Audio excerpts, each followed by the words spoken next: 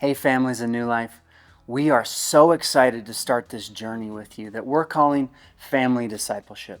The heart of this is to just come alongside you, spur you on, and encourage you in the greatest discipleship relationship that you'll ever have. And that's between you as parents and your kids.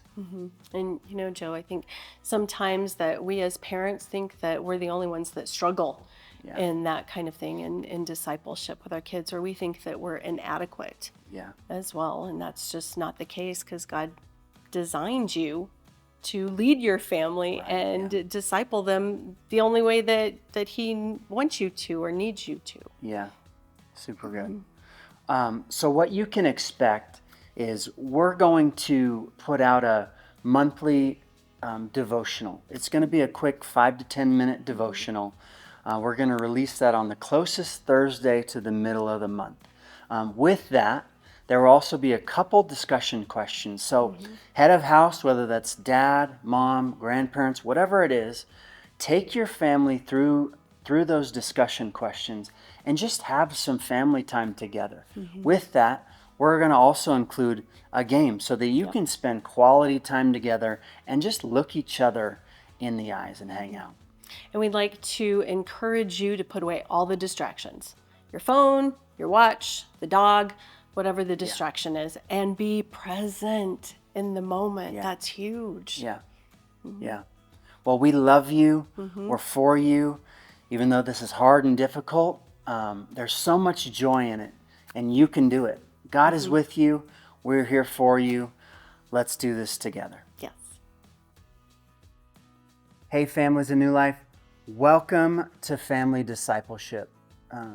For the first one, we're going to talk about leading yourself, how to lead yourself well.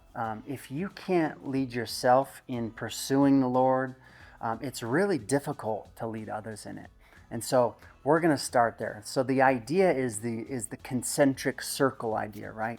You start first with your relationship with Jesus.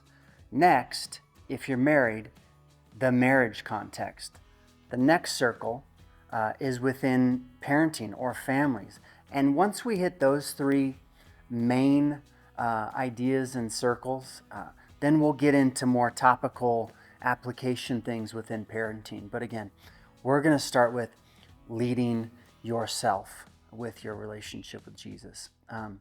Pastor Rob talked a few weeks ago about how Jesus got away regularly and normally from his disciples, from the crowds, really from everything else, and he went to be by himself, not just for silence, but ultimately he got away to be with his Father. And so I'm just going to read one of those instances here in Mark chapter 6.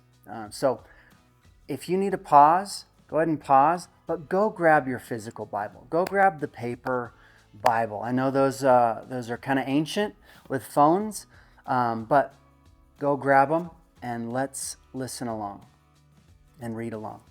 So in Mark chapter 6, verses 30 and 31, it says this: the apostles returned to Jesus and told him all that they had done and taught. This is right after Jesus sent them out 2 by 2 to go into the villages and towns nearby. And he said to them, "Come away by yourselves to a desolate place and rest a while." For many were coming and going, and they had no leisure even to eat. Listen, as parents, sometimes it feels like you just have no time to do anything else, not even eat. And so, maybe it's caring for your kids, it's cooking, it's doing laundry, it's cleaning, it's getting your kids to and from school and sports and whatever it is, just the busyness of life. And just like Jesus said, he said, rest, go away to a desert, a desolate place. And so listen, sometimes I know as a parent myself, taking time sometimes feels very selfish. But ultimately, the best thing that you can do is get away with your Father. Go to a desolate place. And sometimes physically, you're not going to the Sandias probably. But find that space in your home or in your yard where you can just sit and be with Jesus. Now, directly following that, it's the feeding of the 5,000. So they go to a desolate place. They go across the sea, and they come to this place where thousands of people have gathered. And Jesus gives his disciples the command, well, you feed them. They're hungry. They've been here all day. They need to go eat. You feed them. And so, we have the miracle of the bread and fish and the loaves. They do this, and then immediately following this, in chapter 6, verses 45 and 46, it says this: immediately he made his disciples get into the boat and go before him to the other side, to Bethsaida, while he dismissed the crowd. And after he had taken leave of them, he went up, he being Jesus, went up on the mountain to pray. And so again, Jesus encouraged his disciples after a long day, a long time period, to go rest, go be with the Father. And then after this time of teaching and being with thousands of people, Jesus sent his disciples away, and he went up to the mountain to pray and be with his Father. So if Jesus needed it, you do too, and I do too. So let me encourage that. And then just a couple ideas here that you can implement. But really, teaching is all about the way that kids learn, the way that we learn. More is caught than taught.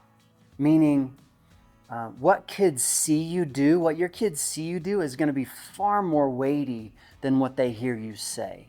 So, kids, if you're in the room, which you should be, say mom and dad, or mom, dad, whatever it is, say, I see what you do, and that carries more weight. And that should bring some conviction, oh man, that makes sense. So if your actions don't actually line up with your words, your kids see this separation in what's actually happening. So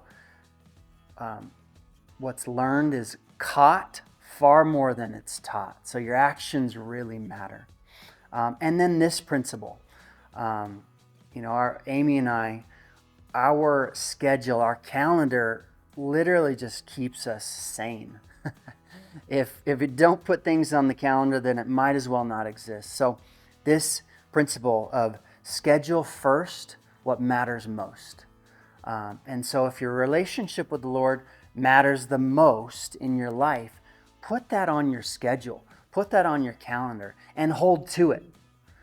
Don't miss that date, because it is the most important thing in your life. Spend time reading, spend time praying. Ask the Holy Spirit to illuminate the Word.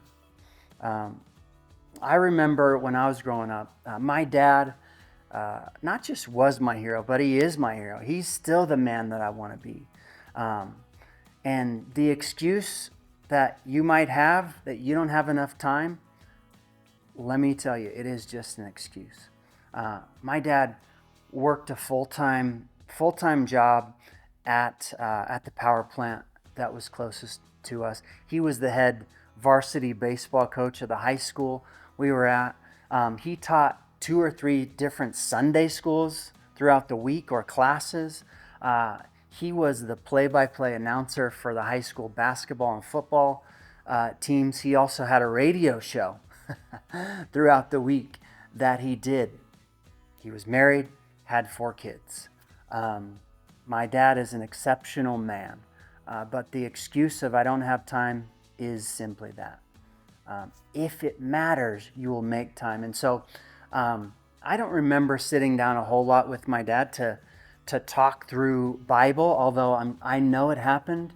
I know we talked through a lot of things. I know I got disciplined quite a bit, and we talked through it more than I'd like to admit. But what I do remember super vividly is I would wake up, and on the kitchen table, his Bible was out, his notes were out, everything was just out on the table. And so I would come in and I would read the notes that he would take, either for a class that he was going to be teaching or just personal devotion. He was an open book like that. And so that was just super, super impactful for me. And I was the youngest of four, am the youngest of four. And I just remember being around my dad. I was like his little shadow. And again, what's caught is way more weighty than what's taught. And so when I was around, any conversation that he was in would end up moving towards the Bible and Jesus and this relational aspect. And so, anyway, I want to encourage you, set aside time, set aside space, lead yourself with the Lord well. And then you can learn to lead your family. But you can do it. We're for you. God is with you. Just take the next step. The next step might not be 2 hours just in your prayer closet or whatever with Jesus. Maybe the next step is 15 minutes, 20 minutes. Maybe the next step is waking up 30 minutes early to just have your own mind to yourself where it's quiet in the house and you can just be with the Lord. So we love you. We're for you. You can do this. Love you.